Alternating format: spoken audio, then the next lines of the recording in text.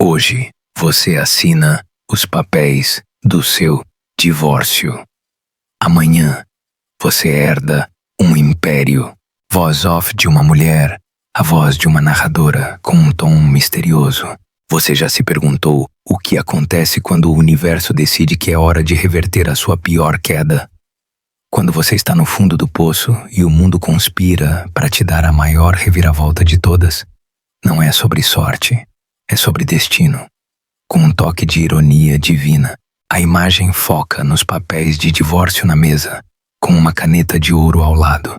A mão de uma mulher, Amélia, hesitante, se aproxima lentamente. Este é o ponto mais baixo da vida de Amélia Reis, uma sala estéril e sem alma, a última década da sua vida, reduzida a tinta em um pedaço de papel.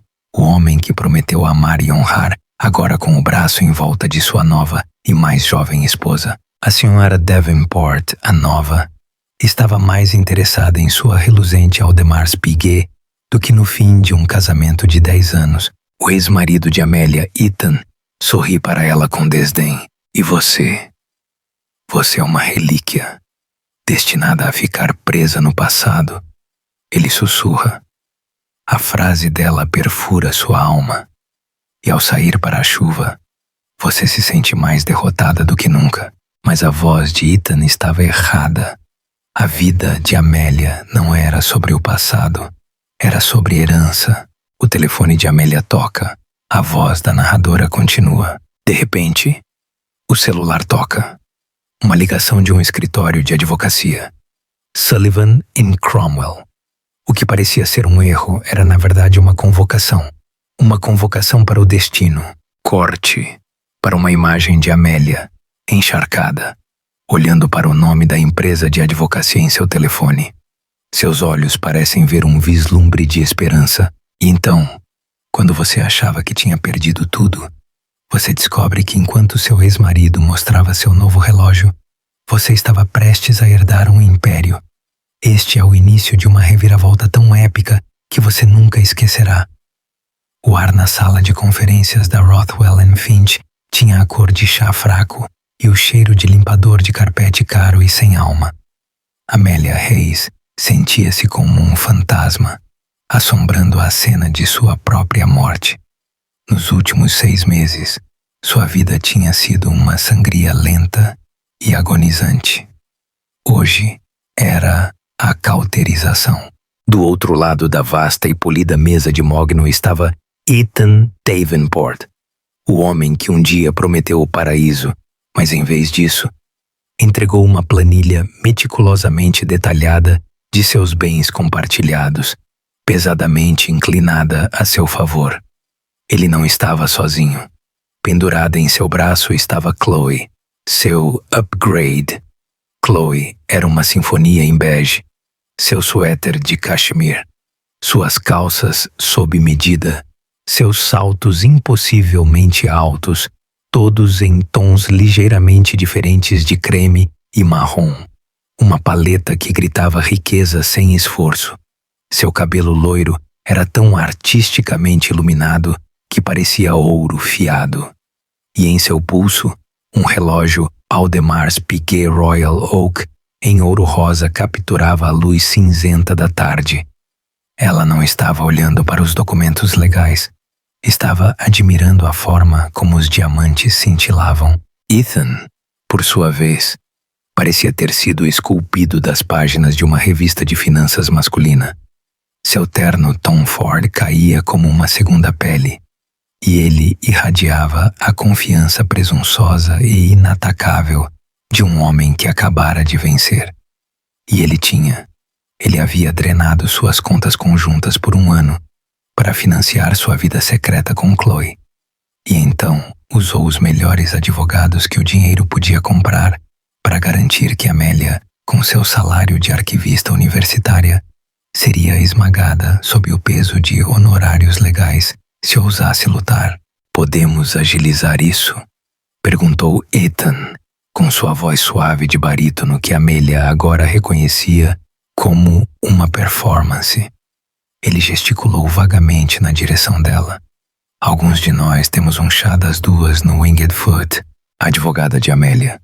Uma advogada de interesse público gentil, mas superada, chamada Sarah, pigarreou. Estamos simplesmente esperando que a senhora Hayes assine o acordo de dissolução final, Sr. Davenport. Conforme estipulado, Amélia renuncia a todas as reivindicações de ganhos futuros e pensão alimentícia em troca dos 6 meses restantes em seu contrato de aluguel de apartamento e um pagamento único de $10.000. $10.000. Soava como um insulto. E era para ser. Era o custo da bolsa de Chloe, que estava sobre a mesa como um animal de estimação mimado. Para Amélia, era a tênue linha entre a sobrevivência e a miséria.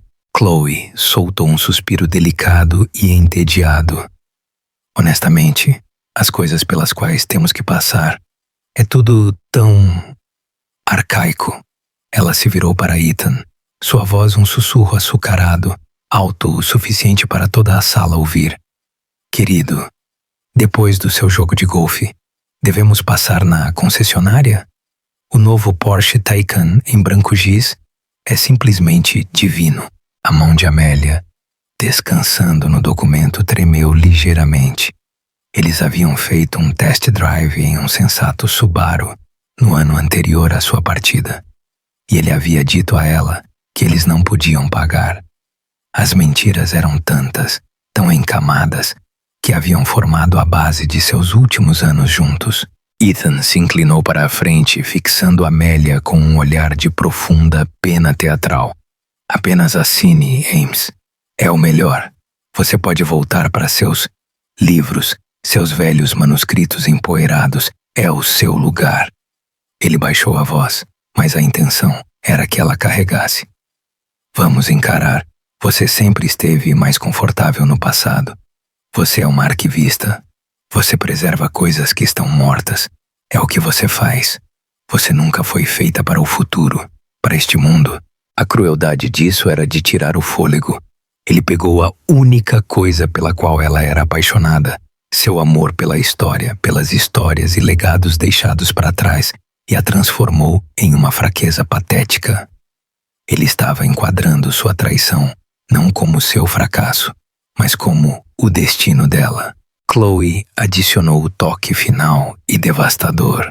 Ela olhou para o simples vestido azul marinho de Amélia, um vestido que ela possuía há 5 anos, e depois para seu próprio relógio de diamante.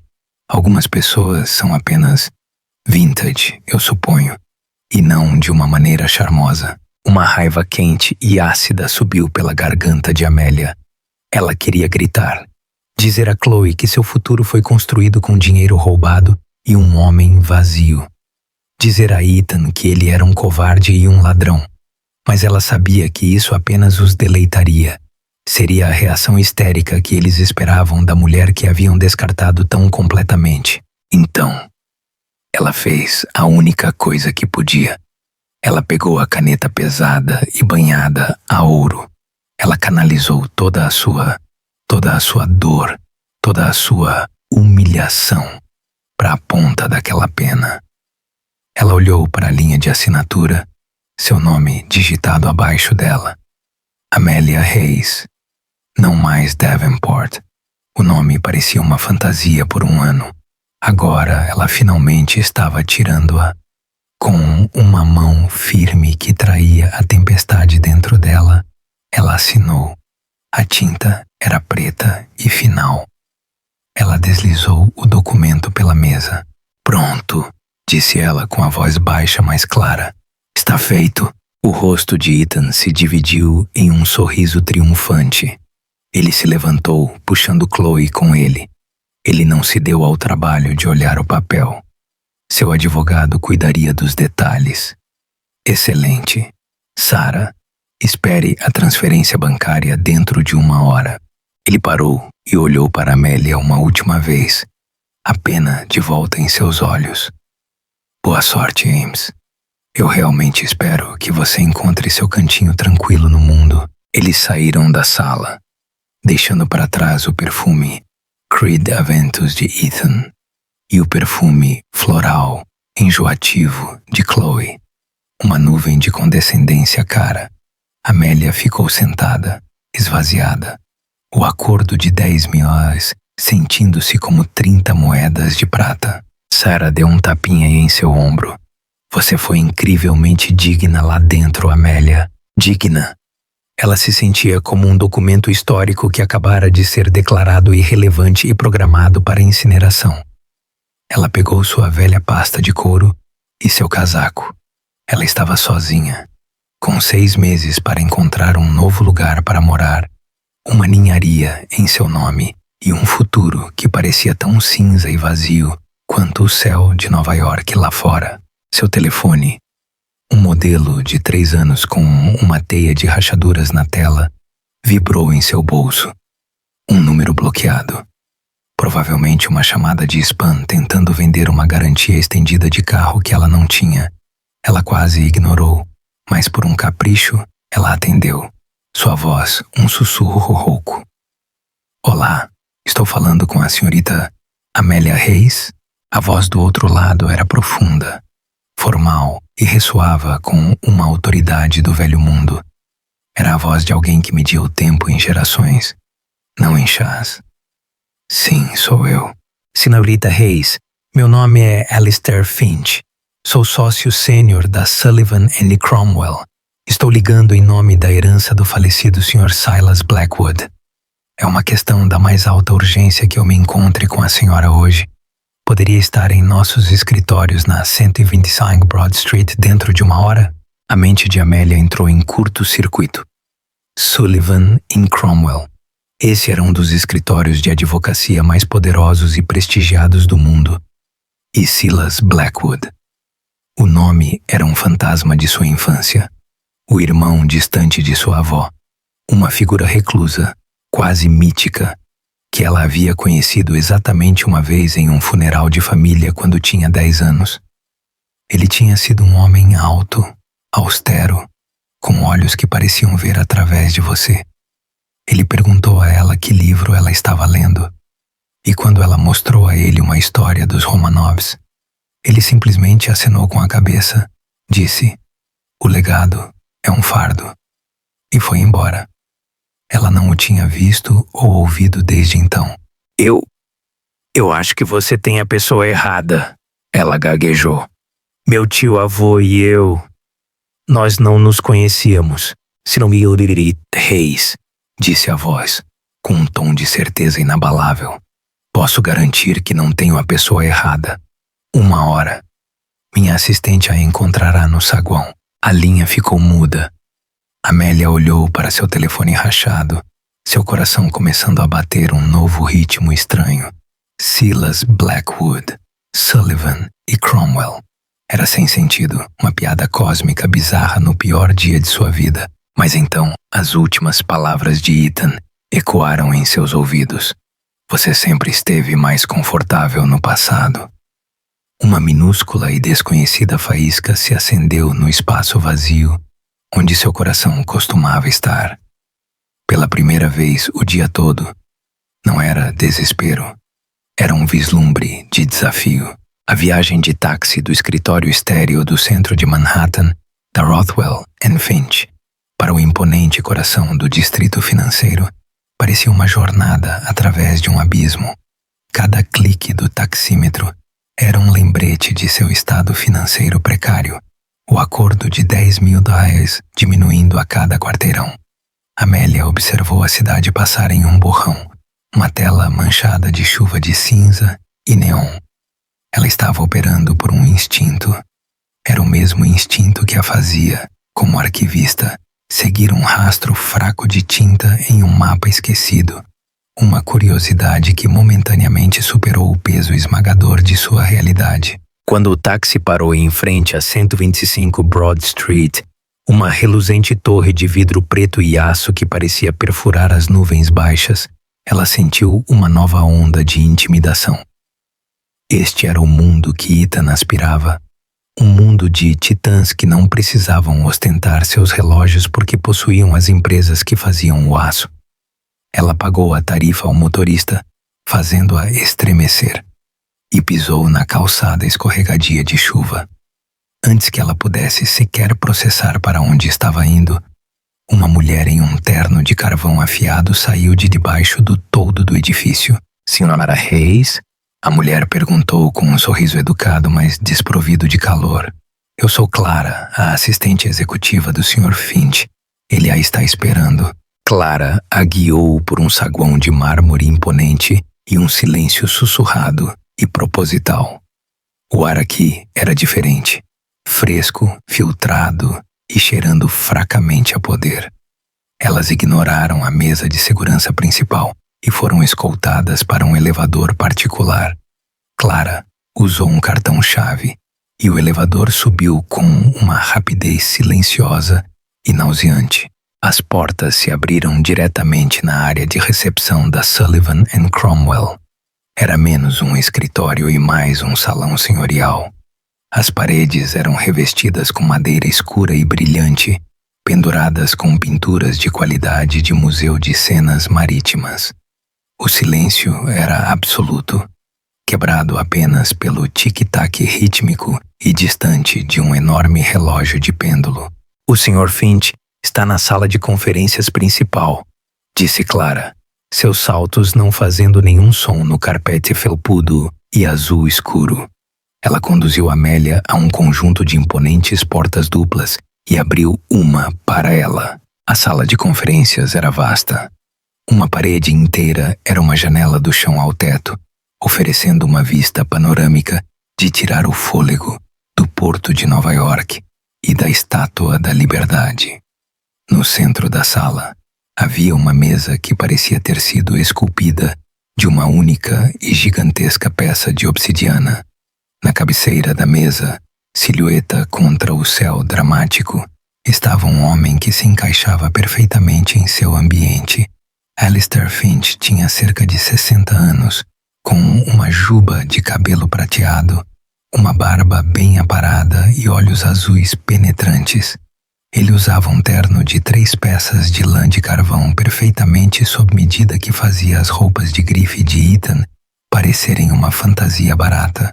Hayes, ele disse, sua voz, o mesmo barítono calmo e autoritário do telefone. Obrigado por vir em tão pouco tempo. Por favor, sente-se. Ele gesticulou para uma única cadeira de couro colocada em frente a ele. Parecia menos um assento e mais um banco de testemunhas. Amélia sentou-se colocando sua pasta gasta no chão ao lado dela. Parecia um animal de rua que havia entrado em um palácio. Sr. Finch, ela começou, sua voz tremendo ligeiramente. Eu tenho que dizer novamente, tenho quase certeza de que houve um engano. Meu tio-avô, Silas, não gostava de conversas fiadas. Raramente comparecia a eventos familiares e não era visto em público desde 1998. Finch terminou para ela, um vislumbre de sorriso tocando seus lábios. Eu sei. Eu fui seu advogado, seu confidente e um de seus pouquíssimos amigos nos últimos 40 anos. E ele falou da senhorita Hayes. Não com frequência, mas com um interesse específico e notável. Amélia ficou atordoada em silêncio. Ele sabia que a senhora escolheu uma vida na academia. Finch continuou, seu olhar firme e avaliador. Ele sabia que a senhora se tornou uma arquivista. Ele me disse uma vez, Amélia preserva legados. O resto do mundo apenas os consome. Ele admirava isso. Ele via isso como um sinal de caráter, uma qualidade que ele achava estar em falta tragicamente. Ele sabia sobre meu trabalho. O pensamento era ao mesmo tempo desconcertante e estranhamente tocante. Um patrono silencioso e invisível que ela nunca soube que tinha. Silas sabia de muitas coisas. O que nos leva ao propósito desta reunião. Sua expressão se tornou solene. Receio ser o portador de más notícias. Silas faleceu pacificamente em seu sono há 3 dias. Ele tinha 98 anos. Suas instruções após sua morte foram explícitas e absolutas. A primeira foi selar sua herança de todas as perguntas externas. A segunda foi contatá-la. Ele pegou uma espessa pasta de couro sobre a mesa e abriu-a. Esta é uma cópia autenticada do testamento e última vontade de Silas Blackwood, executada há 6 meses. O coração de Amélia batia forte contra suas costelas. Isso era real. Isso estava acontecendo. Uma imagem vertiginosa de Ethan e Chloe em seu clube de golfe, rindo, passou por sua mente. Ele me deixou algo? Ela perguntou. Sua voz, um sussurro. Uma pequena lembrança? Um livro antigo? Alguns milhares de dólares seriam um milagre que mudaria a vida agora. O Sr. Finch não respondeu diretamente. Em vez disso, ele olhou para ela com uma intensidade que parecia penetrar seus pensamentos. Sra. Hayes, para entender Silas, você deve entender o trabalho de sua vida. Ele foi o fundador e único proprietário da Ethelred Global. Amélia vagamente reconheceu o nome. Era um conglomerado maciço de propriedade privada, um gigante sombrio nos mundos de logística, de energia e tecnologia. Eles eram notoriamente secretos, nunca aparecendo nas revistas de negócios extravagantes. Seu poder era silencioso, fundamental e imenso. A Ethelred não é uma empresa pública, explicou o Sr. Finch. Como tal, seu valor não está sujeito aos caprichos do mercado. No entanto, uma auditoria interna recente coloca o patrimônio líquido conservador de suas participações em aproximadamente os 75 bilhões. O número pairou no ar, tão vasto e abstrato que parecia sugar todo o oxigênio da sala. Amélia sentiu-se tonta. Ela agarrou os braços da cadeira para se firmar. O Sr. Finch continuou, seu tom nunca vacilando. Silas não tinha filhos. Seus outros parentes são primos distantes para quem ele deixou fundos modestos, mas generosos. Ele acreditava que a riqueza herdada sem propósito era uma praga corruptora. Ele queria que seu império, seu legado, fosse administrado, não apenas gasto. Ele queria alguém com um senso de história, de dever. Alguém que entendesse que o passado deve ser preservado para construir um futuro digno. Ele deslizou uma única folha de papel creme grosso pela mesa polida. Era uma carta manuscrita. A escrita era fina, mas forte. Amélia, começou. Se você está lendo isso, minha conta está fechada. Não me lamente. 98 anos é mais do que suficiente. Eu a conheci apenas uma vez, mas nunca esqueci a garota lendo sobre impérios caídos enquanto o resto da família fofocava. Eu segui sua carreira de uma grande distância. Você escolheu uma profissão nobre, tranquila e não lucrativa. Você escolheu o legado em vez da moeda. Por isso, você conquistou meu respeito e agora, meu fardo. Amélia levantou os olhos da carta, com os olhos arregalados de descrença. Fardo. Leu o resto. O Sr. Finch a incentivou gentilmente. Ethelred Global é uma fera poderosa e está cercada por chacais que a despedaçariam por migalhas. Não estou lhe dando um baú de tesouro, minha querida. Estou lhe dando um trono e um reino cheio de cortesãos e assassinos. Eles a verão como fraca, uma anomalia. Eles a testarão. Não os deixe.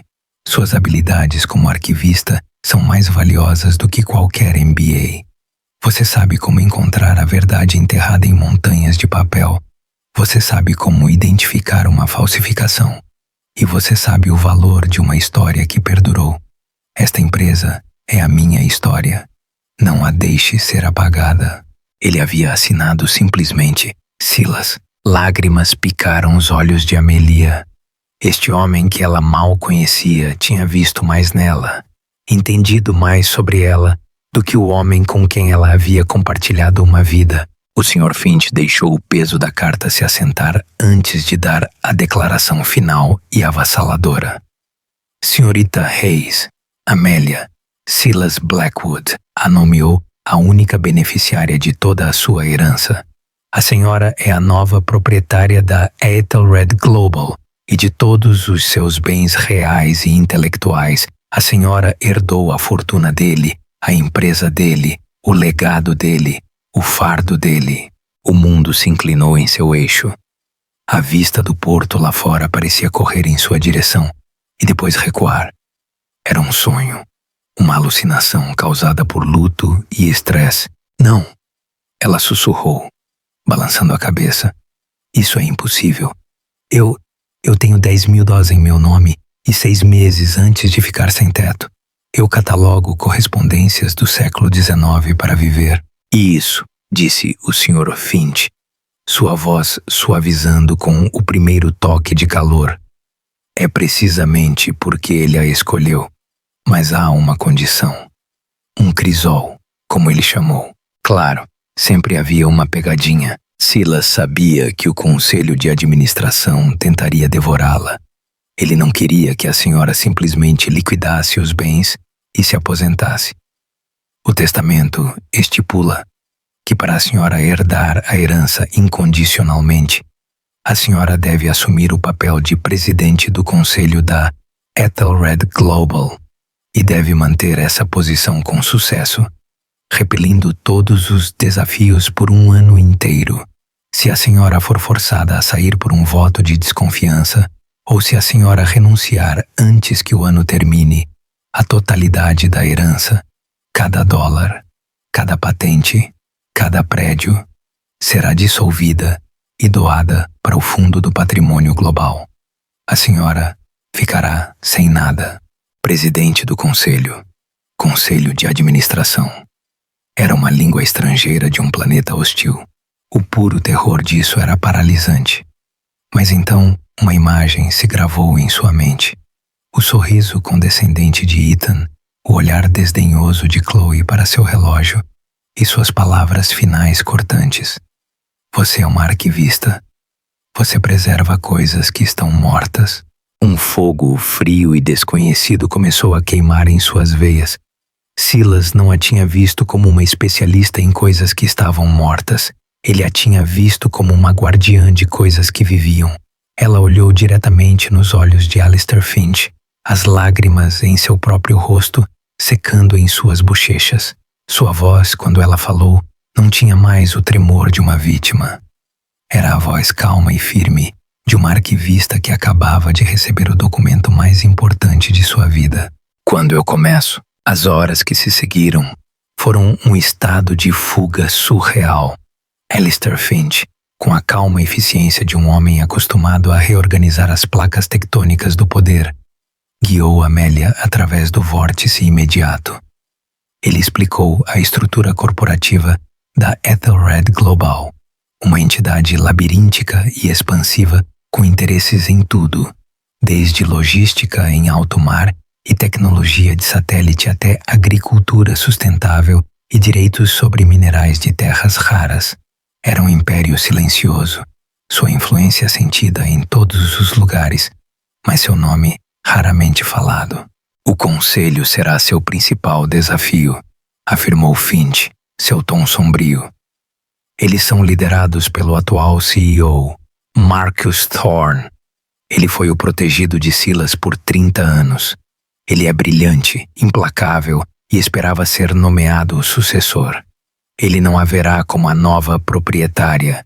Ele haverá como um erro administrativo a ser corrigido. Amélia ouviu, absorvendo os nomes e as apostas, sua mente de arquivista criando automaticamente um catálogo mental de ameaças e aliados. Marcus Thorne foi para um arquivo marcado como hostil. O Sr. Finch explicou que um comunicado de imprensa era uma necessidade legal. A notícia da morte de Silas Blackwood era um segredo conhecido apenas por um punhado de pessoas, mas não poderia permanecer assim. O anúncio de sua morte, combinado com a bomba de sua herdeira escolhida, enviaria ondas de choque pelo mundo financeiro. A senhora se tornará uma figura pública da noite para o dia, Amélia. Ele a avisou. Sua vida será escrutinada. Eles tentarão desenterrar qualquer coisa que possam para desacreditá-la. A partir deste momento, sua privacidade é uma lembrança. Ele providenciou um carro para levá-la de volta ao seu apartamento no Queens. Não um táxi, mas um Mercedes Maybach preto e blindado que se movia pelo trânsito da cidade com a força silenciosa e inexorável de um tubarão. O motorista, um homem estoico chamado David, segurou a porta para ela, como se ela fosse um chefe de estado. A viagem foi silenciosa. Amélia olhou para a cidade, mas não viu os marcos familiares. Ela viu um tabuleiro de xadrez, suas peças vastas e aterrorizantes, e ela acabara de ser colocada na posição da rainha, vulnerável e todo-poderosa ao mesmo tempo. Quando ela chegou ao seu modesto prédio de apartamentos pré-guerra, o conforto familiar de seu saguão gasto parecia estranho. Dentro de seu apartamento, o silêncio era ensurdecedor. Os fantasmas de sua vida com Ethan estavam em todos os lugares. A indentação na almofada do sofá, onde ele sempre se sentava. O espaço vazio na estante que costumava segurar seus livros de finanças. Por 10 anos, este lugar foi um lar. Nos últimos 6 meses, foi uma prisão de memórias. Agora era uma exibição de museu de uma vida que não existia mais. Ela se sentou em seu sofá, aquele com o braço ligeiramente esfarrapado, e pegou a carta manuscrita de Silas. Ela a leu novamente, e depois uma terceira vez. Suas habilidades como arquivista são mais valiosas do que qualquer MBA. Você sabe como encontrar a verdade enterrada em montanhas de papel. Não era apenas uma validação. Era uma declaração de missão. Ele havia lhe dado não apenas sua fortuna, mas a própria lente através da qual exercê-la. Seu iPhone rachado vibrou. Era uma mensagem de texto de Ethan. Oi, espero que você esteja bem. Desculpe se a Chloe foi um pouco forte, ela só está animada com o nosso futuro. Me avise se você recebeu a transferência bancária. Vamos tomar um drink. Pelos velhos tempos, a condescendência era uma força física pressionando-a. A oferta de bebidas era um tapinha final na cabeça. Um gesto de magnanimidade do vencedor para o vencido. Ele queria garantir que ela desaparecesse silenciosamente. Ela não respondeu. Ela segurou o dedo em seu contato e, com um senso de finalidade profunda, o deletou. Na manhã seguinte, o terremoto aconteceu. Conforme instruído pelo Sr. Finch, Amélia havia silenciado seu antigo telefone. Ele havia fornecido a ela um novo dispositivo criptografado, junto com um laptop e um login seguro para os arquivos globais da Ethelred, um tesouro digital da história da empresa. Precisamente às 9h01, o mundo financeiro convulsionou. O comunicado de imprensa da Sullivan & Cromwell foi ao ar. Silas Blackwood, fundador da Ethelred Global, morre aos 90 anos. Herança nomeia arquivista universitária Amélia Reis como única beneficiária e nova presidente do conselho. O antigo telefone de Amélia começou a vibrar na mesa de centro. Ele não apenas zumbiu, ele dançou, saltitando pela madeira como um inseto em pânico. A tela se iluminou com uma cascata de notificações de aplicativos de notícias, mídias sociais e uma enxurrada de chamadas de números que ela não reconhecia. A primeira ligação que ela atendeu em seu novo telefone foi de sua mãe em Ohio. Sua voz um guincho frenético de descrença. Amélia, é verdade. A notícia? Eles estão dizendo que você... Oh, meu Deus, eles estão dizendo bilhões. Isso é algum tipo de piada terrível? Amélia acalmou a mãe, prometendo explicar tudo mais tarde. A segunda ligação foi de sua irmã, uma professora de ensino médio em Chicago, que estava apenas gritando com uma mistura de choque e risadas alegres. Então, uma ligação chegou em seu antigo telefone de um número que ela ainda sabia de cor. Ethan. Ela olhou para a tela, seu polegar pairando sobre o botão de recusar. Mas um instinto diferente assumiu, o mesmo instinto que a fez aceitar o desafio do Sr. Finch. Ela precisava ouvir. Ela precisava arquivar este momento. Ela atendeu, mas não disse nada, ouvindo a estática na linha. Amélia, Amélia. Graças a Deus. Você está vendo isso? Isso é real. Está em todos os terminais no pregão. Bloomberg, Reuters. Eles estão chamando você de herdeira arquivista. Que diabos está acontecendo? Sua voz era um frenético, agudo e confuso, despojado de sua habitual compostura suave. É real, Ethan, ela disse, sua voz um C calmo e plano, uma batida de silêncio atordoado. Então, o som de uma respiração aguda e irregular. Oh, meu Deus! Ele sussurrou. Seu tom mudou instantaneamente, tornando-se escorregadio, conspiratório, urgente. Ok, me escute. Amélia, você não pode confiar nessas pessoas, esses advogados, esses tubarões corporativos. Eles vão tentar tirar tudo de você. Você não conhece este mundo, mas eu conheço, eu posso protegê-la. Podemos gerenciar isso, juntos. A pura e não mitigada audácia disso era uma maravilha de se ver. Juntos? Amélia repetiu a única palavra, pingando gelo. Sim, juntos. Pense nisso. Eu entendo de finanças. Você tem a posição. Éramos uma equipe. Amélia, você não se lembra de ontem. Ontem foi um engano. Eu estava sob muita pressão.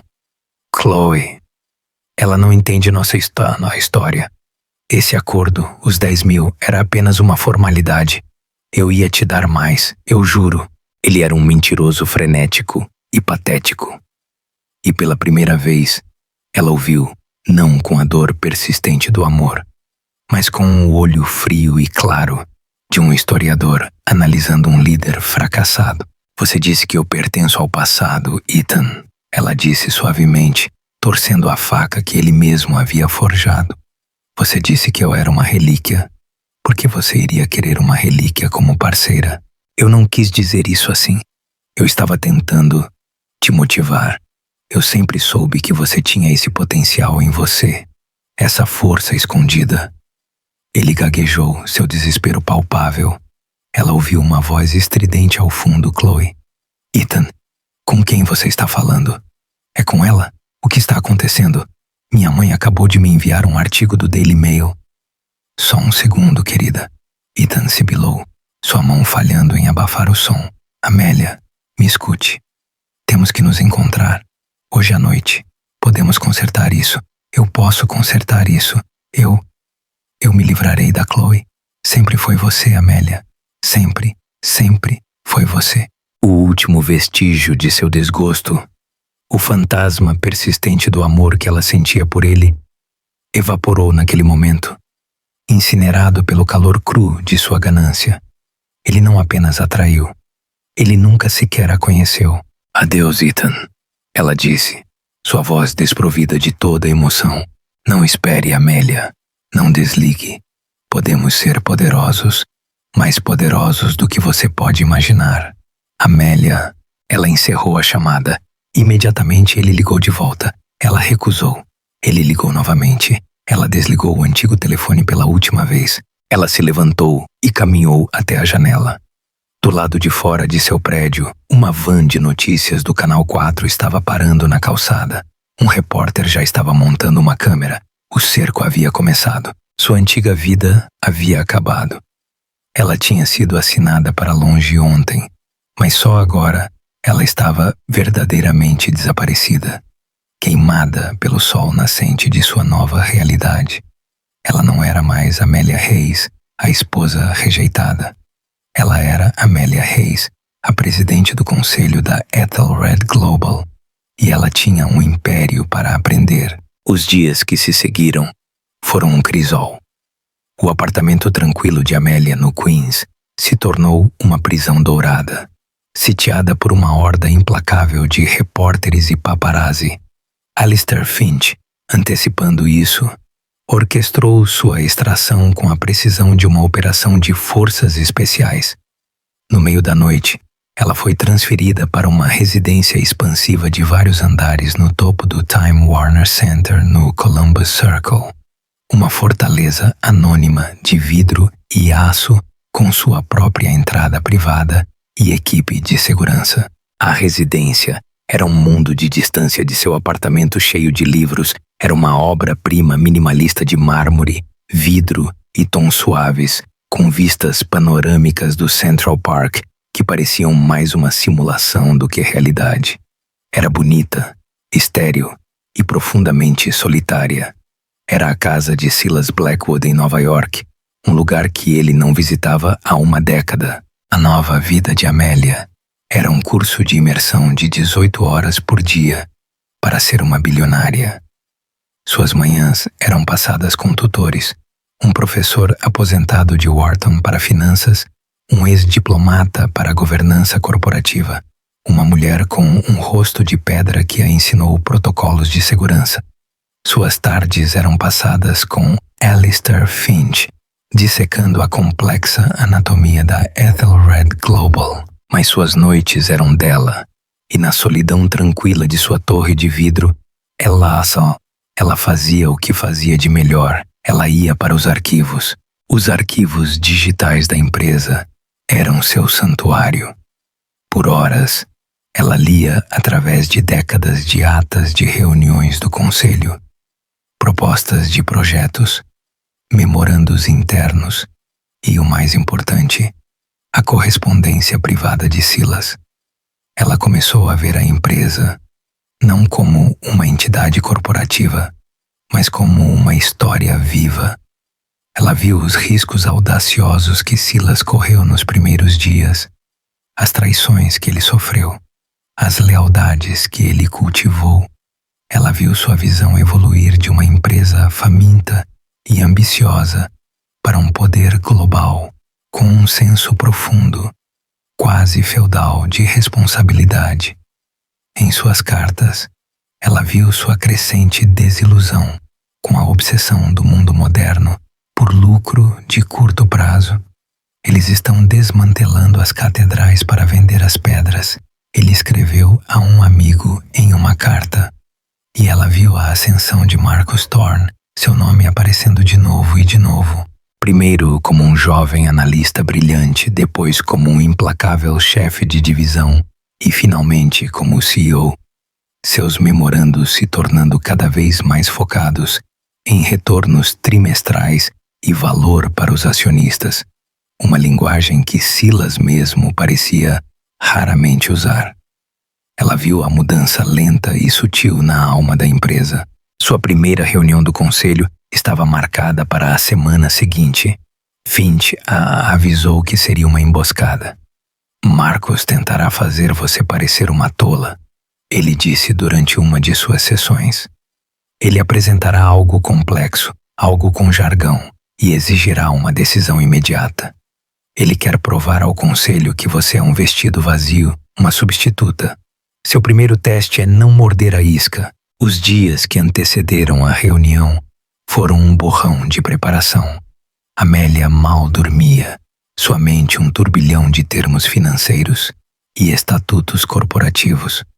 O escrutínio público era implacável.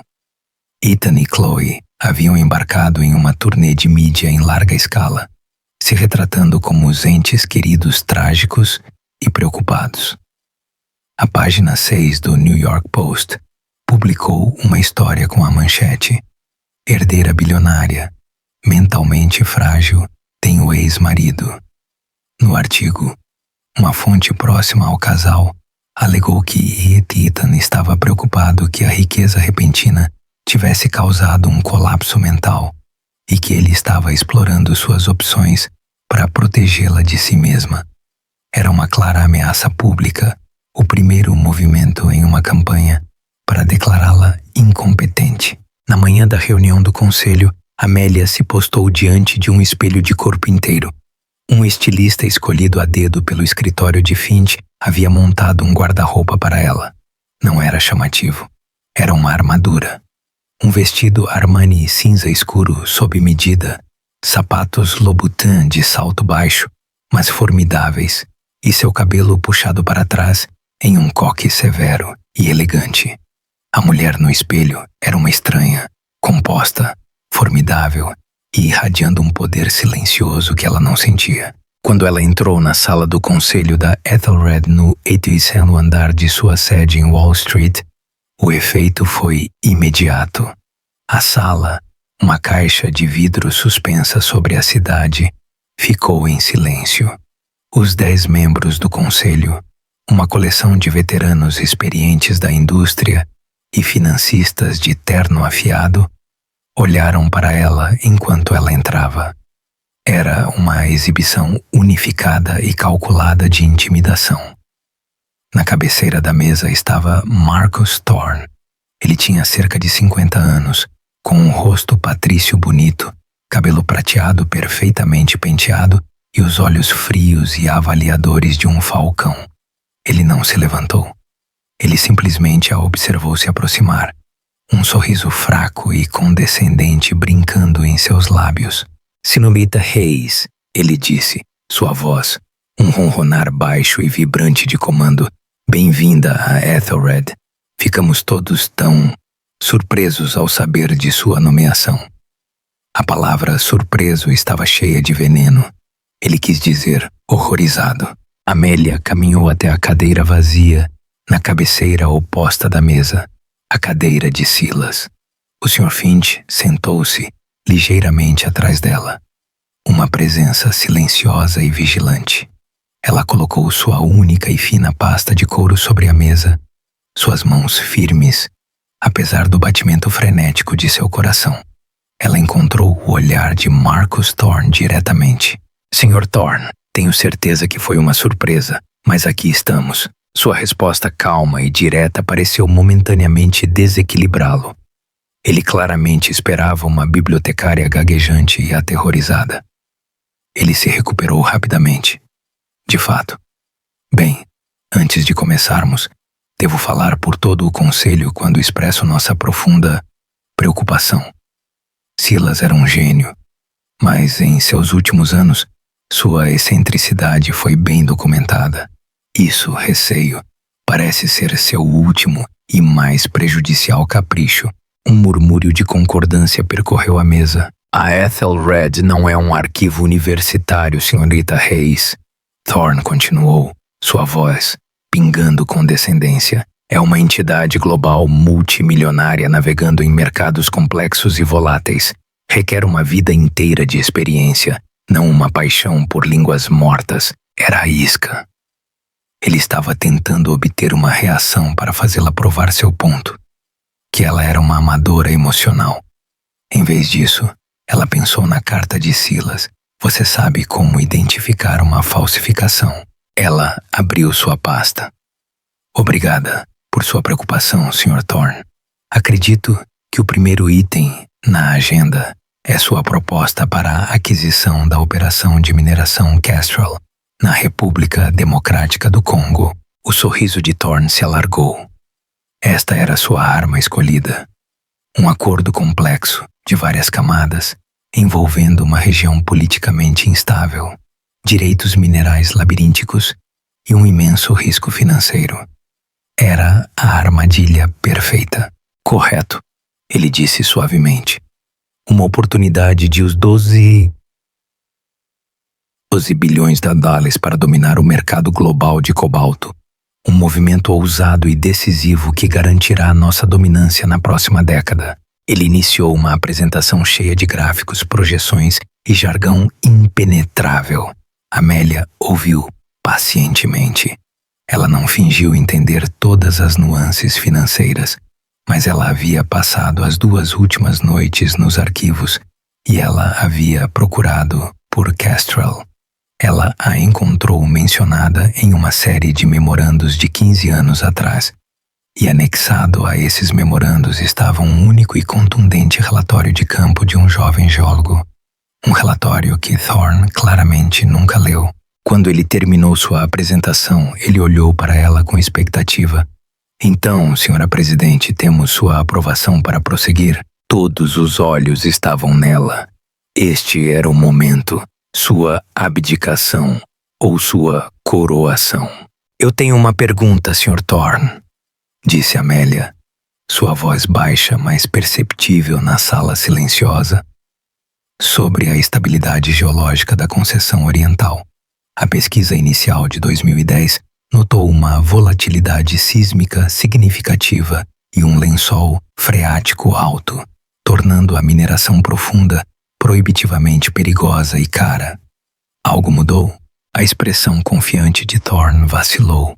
Ele piscou, claramente pego de surpresa. Isso foi uma pesquisa preliminar. Nossos novos dados mostram. Também estou curiosa sobre a situação política. Amélia continuou pressionando sua vantagem. Eu li que o atual ministro de Minas, Jean-Pierre Mbata, é sobrinho do general que liderou o golpe de 2015 naquela província. Um golpe, devo acrescentar, que resultou na nacionalização de todos os ativos estrangeiros por 2 anos. É sábio investir os 12 bilhões em um país onde nossa propriedade depende dos caprichos de uma única família notoriamente corrupta. Uma onda de inquietação se espalhou pela mesa. Estes eram riscos que os membros do conselho entendiam. Thorne os havia ignorado, apresentando o acordo como uma coisa certa. Amélia deu o golpe final. Mas minha maior preocupação é esta. Ela olhou ao redor da mesa. Silas Blackwood olhou para exatamente este mesmo acordo 15 anos atrás. Eu encontrei as notas dele sobre isso nos arquivos na noite passada. Ela parou para causar efeito. Ele o rejeitou. O comentário final dele sobre a proposta foi uma única frase. Apenas um tolo ou um ladrão construiria um palácio em uma linha de falha. A sala ficou em completo silêncio. Ela não usou a linguagem de lucro e perda de Thorne. Ela usou a linguagem da própria história da empresa. As palavras de seu fundador como uma arma. Ela mostrou a eles que ela não era apenas a nova presidente. Ela era a guardiã da memória da empresa, sua consciência. O rosto de Marcus Thorne era uma máscara de fúria fria. Ele havia sido publicamente e humilhantemente superado. Amélia olhou para ele, sua expressão ilegível. A aquisição da Kestrel é negada. Agora, qual é o próximo item na agenda? Ela não apenas sobreviveu. Ela derramou o primeiro sangue. O rescaldo da primeira reunião do conselho foi uma declaração silenciosa de guerra. Marcus Thorne era muito astuto para desafiar Amélia diretamente novamente. Em vez disso, ele começou uma campanha de sabotagem sutil, uma morte por 1000 cortes de papel.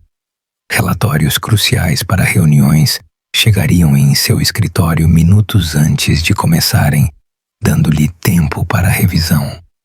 Ele instruiu seus chefes de divisão a sobrecarregá-la com dados técnicos, esperando enterrá-la em jargão.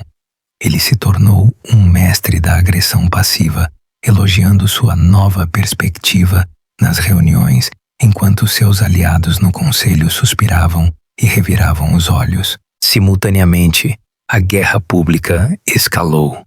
Ethan e Chloe não eram mais apenas curiosidades de tabloides, eles eram vítimas profissionais. Eles contrataram um publicista de Hollywood de alto poder e iniciaram uma blitz de mídia cuidadosamente orquestrada.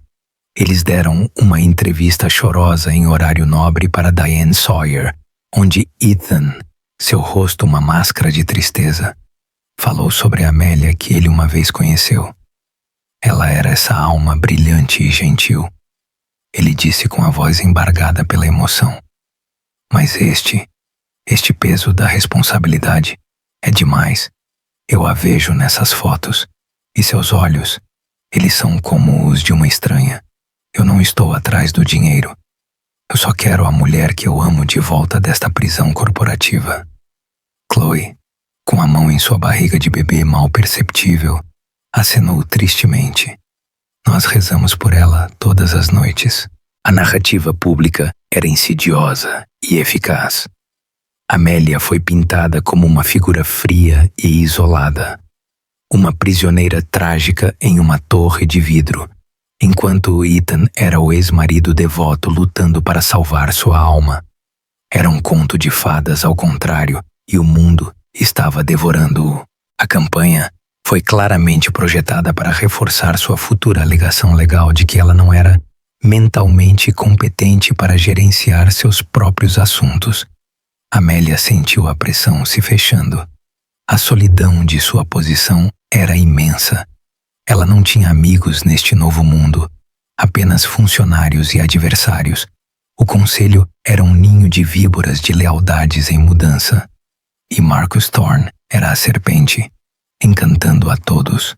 Ela sabia que não podia lutar com ele em seus termos. Ele era um mestre da intriga corporativa. Ela tinha que lutar com ele nos dela. Seu único aliado em potencial era um homem sobre o qual ela só havia lido nos arquivos. O Dr. Aris Thorne, o primo distante e mais velho de Marcus. Aris era o chefe da divisão de pesquisa e desenvolvimento de longo prazo da Ethelred, um laboratório semi-autônomo que Silas havia financiado pessoalmente. Aris era um cientista excêntrico e brilhante, responsável por algumas das patentes mais importantes da empresa. Mas ele era abertamente desdenhoso da cultura corporativa que Marcus havia criado. As notas de Silas descreviam Aris como o único homem aqui que ainda olha para as estrelas.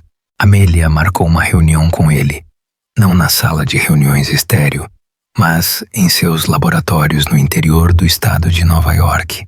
A instalação era um forte contraste com a sede de Wall Street.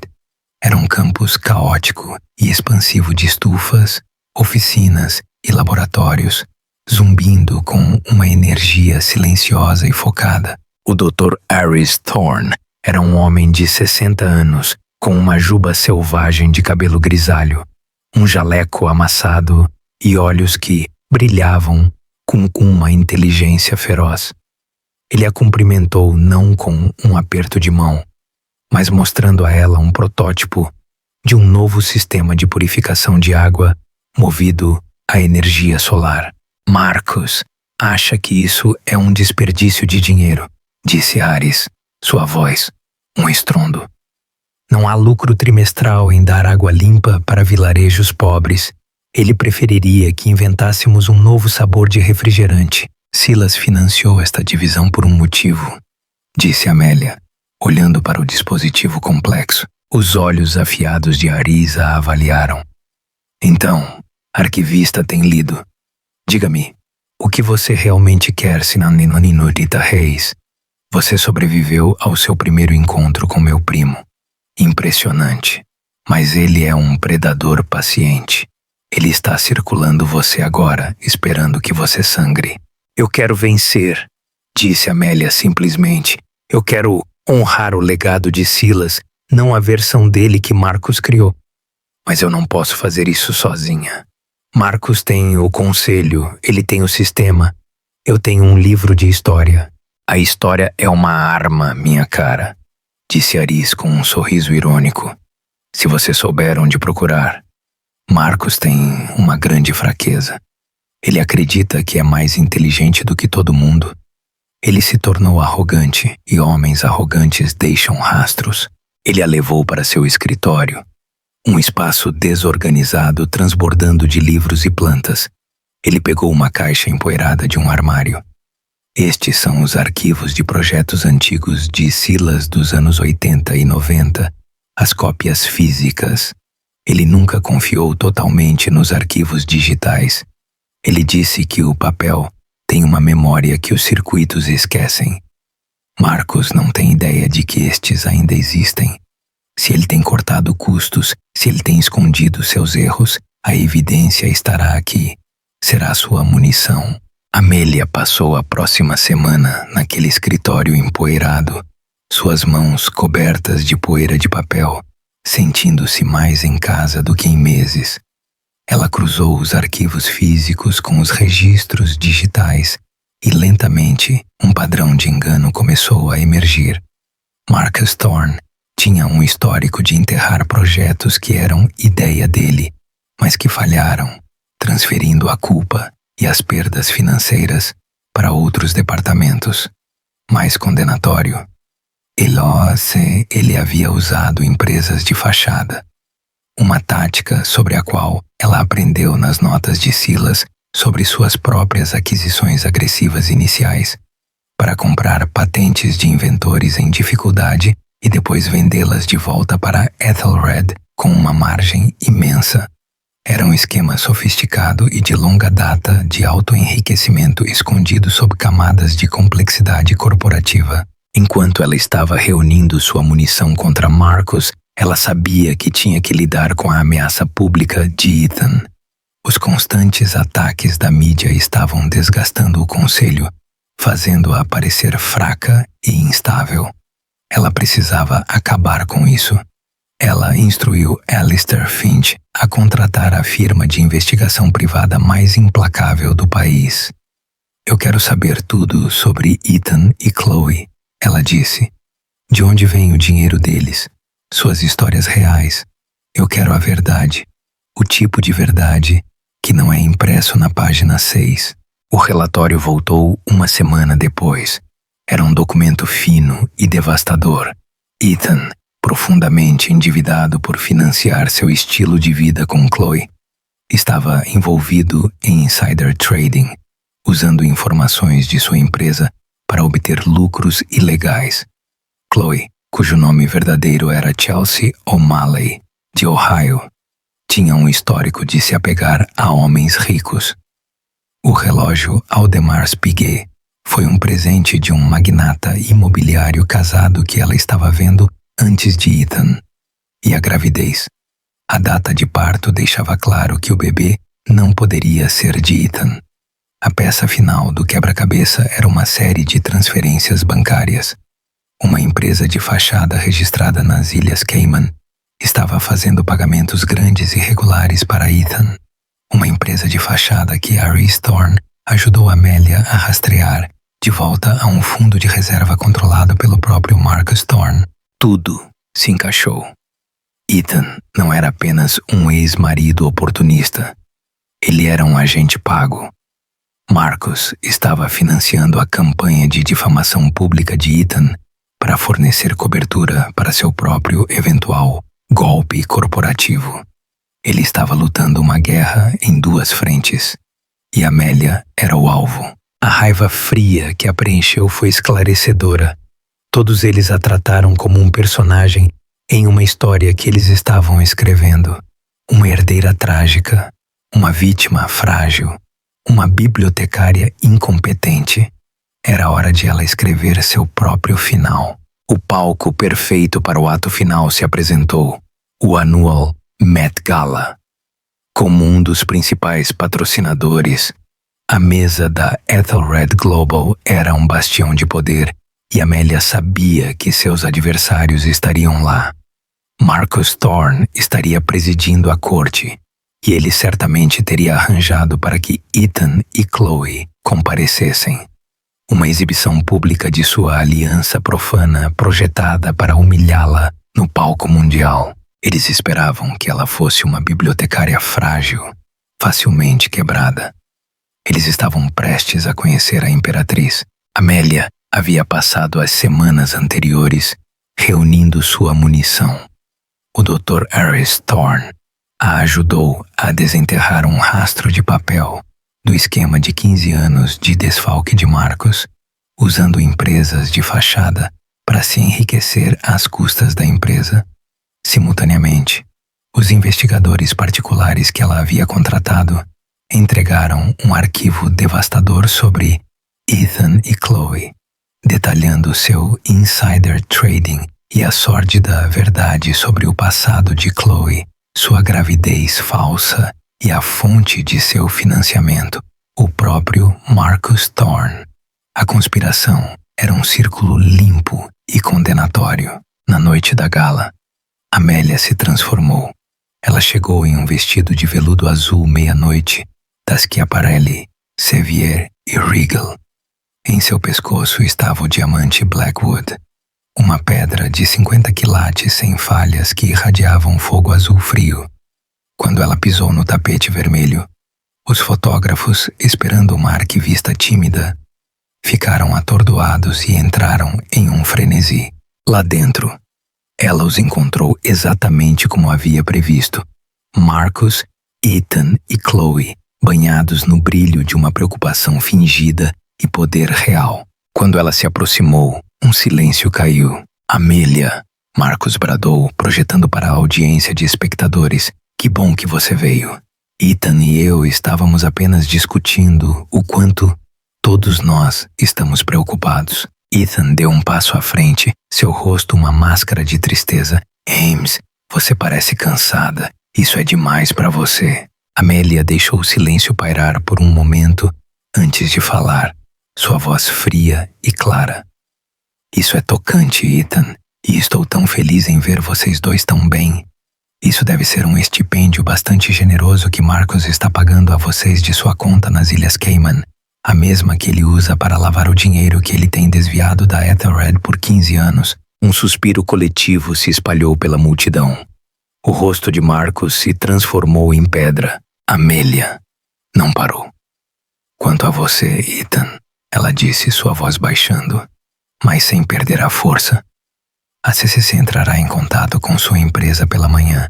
Seu amigo, no fundo de hedge, já concordou em cooperar em relação ao seu pequeno esquema de insider trading.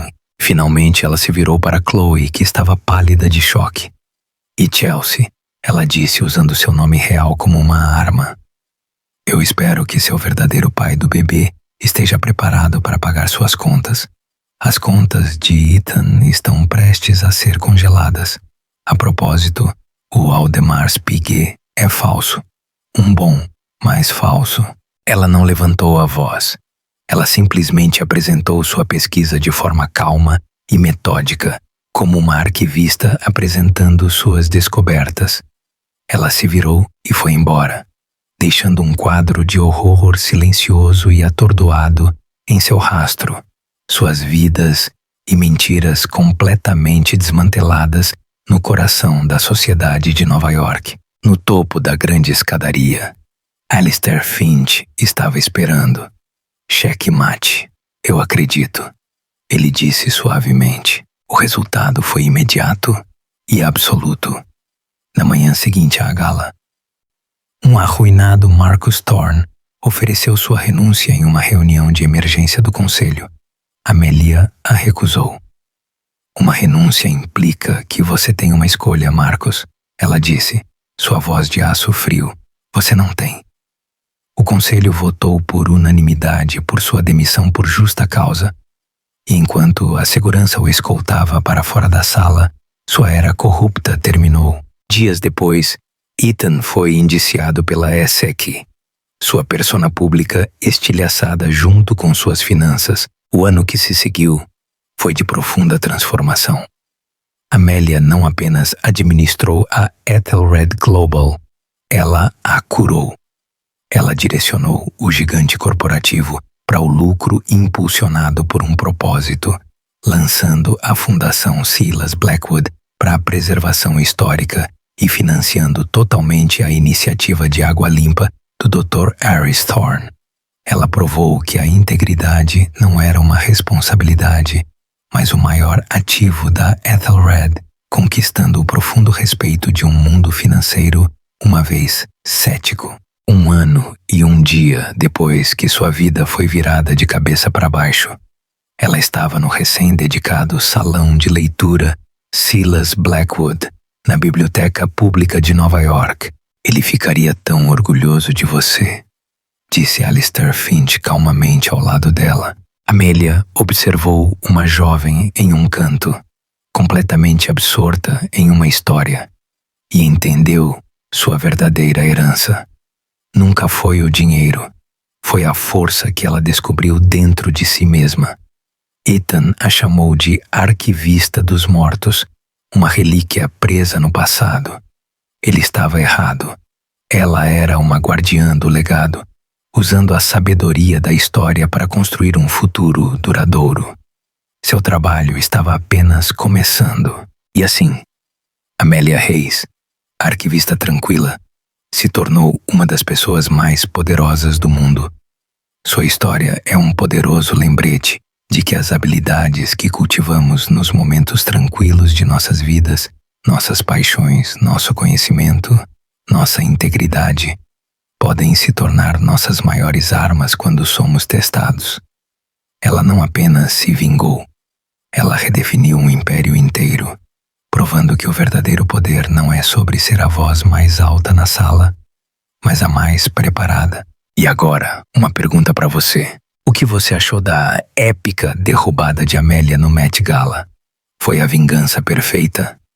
E na sua opinião, qual é a parte mais importante do legado de uma pessoa? Conte-me seus pensamentos nos comentários abaixo. Se você se inspirou na incrível jornada de Amélia, do desgosto ao comando do conselho, por favor, mostre seu apoio clicando no botão de curtir. Isso ajuda nosso canal a trazer mais histórias como esta para você. E se você não quer perder o próximo conto dramático de vingança e triunfo, não se esqueça de clicar no botão inscrever e no sininho de notificação. Compartilhe esta história com qualquer pessoa que já foi subestimada. Obrigado por ouvir.